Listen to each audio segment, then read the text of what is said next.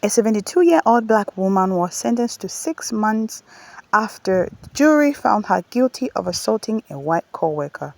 What's good, guys? I hope that you're doing amazing. I hope that everything is good. Thank you so much for coming. This is a nurse in Minnesota who is having to report to jail after what she claimed as self-defense when she got into something with her white coworker. So she's going to have to serve 6 months, as you have seen. Then she's going to have 5 years probation. And then on top of that, she's going to have to pay over $51,000 in restitution. So I'm going to roll up the stitches so that you can watch what all this is all about, and then we'll have a discussion later. This is Sybil Garbow. She is 72 years old and she has been a nurse for over 40 years, and she's going to prison for 6 months. So she was recently convicted of assault, felony assault, and the judge in Minnesota last month sentenced her to 6 months. Sybil says that back in 2021, she was working in a mental health facility. She had a can of disinfectant that she was using to spray the desk and wipe down the desk, and it was an aerosolized can. Another nurse, a white nurse by the name of Devlin Stitt, came in and claimed that she thought Sybil was spraying her with the disinfectant. Devlin then shoved Sybil in the chest. Sybil tried to pick up the phone to call for help. Devlin grabbed the phone, hit Sybil with the phone. For those keeping track, that's now 2 against Sybil, at which point Sybil then used the can of disinfectant and hit Devlin with it and ran off. And she said she was afraid and that it was self-defense. She ultimately ended up telling coworkers to call for help because there was a laceration to the other nurse's head for her to get medical attention. And then later that day, Sybil ended up turning herself into the police. She said that she was very much aware that this was a black nurse that injured a white nurse, even though it was, provoked, obviously, and self-defense. And she was in fear. And eventually it went to a jury trial. And Sybil says there was an all-white jury, not a single black member on the jury.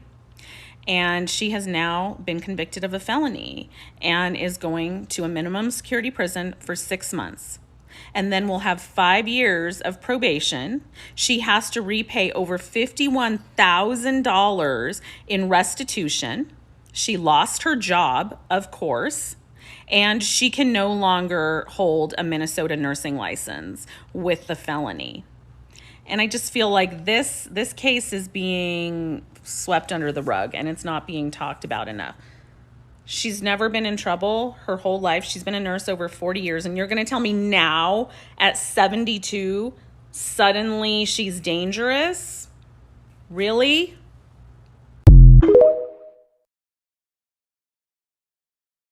Absolutely not, baby. This is Miss Sybil Garbow. Y'all probably didn't hear about her story, but her story needs to go viral. Everybody needs to hear about it. This case needs to be overturned, looked at again, because this is not right. This woman has been a nurse for over 40 years, and since they want to use found guilty of assaulting a white coworker, no, she was defending herself against that white coworker that came and started with her. The white coworker wasn't charged or arrested though, but she was, and sentenced to 6 months by an all-white jury. We know this system ain't for people that look like us, but this woman has been a nurse for over 40 years. Not a complaint, not a blemish, nothing on her record. That woman was minding her business when that woman came in and bothered her. This got racism written all over it, but this story needs to be blown up, and I'm just praying that this situation is turned around for Miss Garbow, because this is not right. But God, that's all I'm gonna say. Today's Cookies Chip is brought to you in honor of my mother, the retired LPN. As a master's prepared nurse practitioner, one thing that I don't like is not knowing something. So I do a little bit of research. And when you do a little bit of research, you might find out a lot of things. The first thing that I found out is that, yes, white privilege does exist in the workplace. I also found out that there are going to be some people who are just going to go along just to get along. Because corporations and industries are pretty much set up like the plantation. You're going to have those who are going to be pygmies on the left and on the right and somewhere in the middle. They somehow feel that their proximity is going to give them a pass.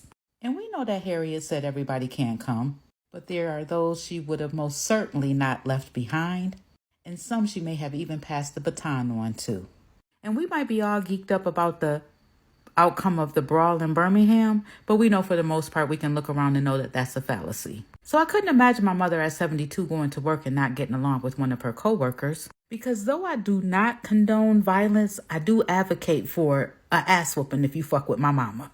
And those of us who work in the healthcare industry knows that age ain't nothing but a number, because take in the instance of Sybil Garbow, 72-year-old former LPN. She worked in a mental health community in a city in Minnesota, 90% white, 10% black. And she wasn't getting along with her coworker, Devlin Stitt. And it escalated into an altercation where Devlin pushed Sybil, and Sybil, in an effort to defend herself, hit her with an aerosol can. And again, I do not condone or advocate violence, unless in extreme circumstances when it comes to protecting yourself, which is what Sybil did. So if you're going to charge one, why not charge both of them? We know what happens when white girls cry and white boys lie.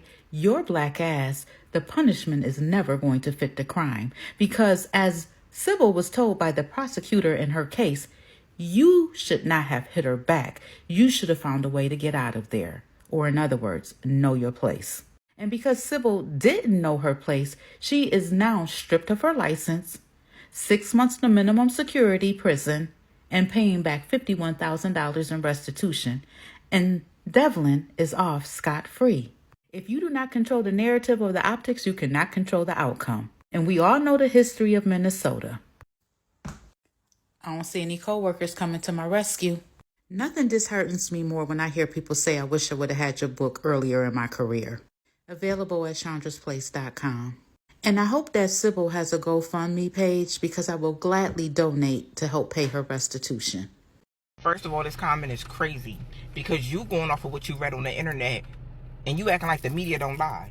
First of all, I'm going to go off with the co-workers that's advocating, the people that was present there that's advocating for her right now, because they were there. The media wasn't there. The person that wrote the article wasn't there. They're going off of what was told to them. The person that wrote the article made it about race. They could have just said that she assaulted a woman. No, they said, oh, she assaulted a white woman. They made it about race. But we're not going to sit up here and act like racism doesn't exist. Is it applied to every situation? Absolutely not. But it's big out here. It's super big out here. We're not about to sit up here and do that. And please don't act like you've never been on a job and somebody had it out for you trying to get you fired. This woman was a nurse for 40 years. Not a complaint, not a nothing. Come on. I said what I said. And my name is As.saul.ting. Are you really? Have you lost the plot? This is Sybil Garbow. She is 72 years old, and she has been a nurse for over 40 years, and she's going to prison for 6 months. This case is being swept under the rug, and it's not being talked about enough. She looks like my grandmother. She's never been in trouble her whole life. She's been a nurse over 40 years, and you're going to tell me now, at 72, suddenly she's dangerous? Why, on her looks being taken into consideration here, why is nobody questioning this 72-year-old grandmother who looks like she is a mother on the mother's board at the church? She looks like she would pinch your tushy if you talk during the sermon.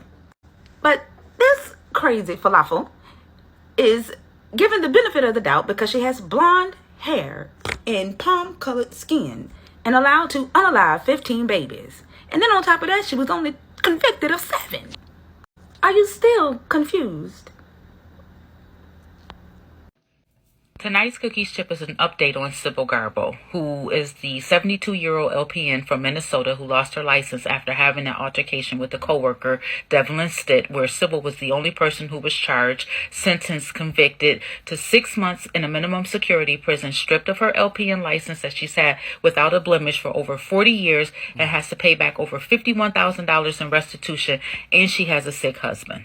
This is the nonprofit organization We Resolve, who's trying to help Sybil not only get her license back, but get some of these egregious charges reduced or removed off of her unblemished record up until this point.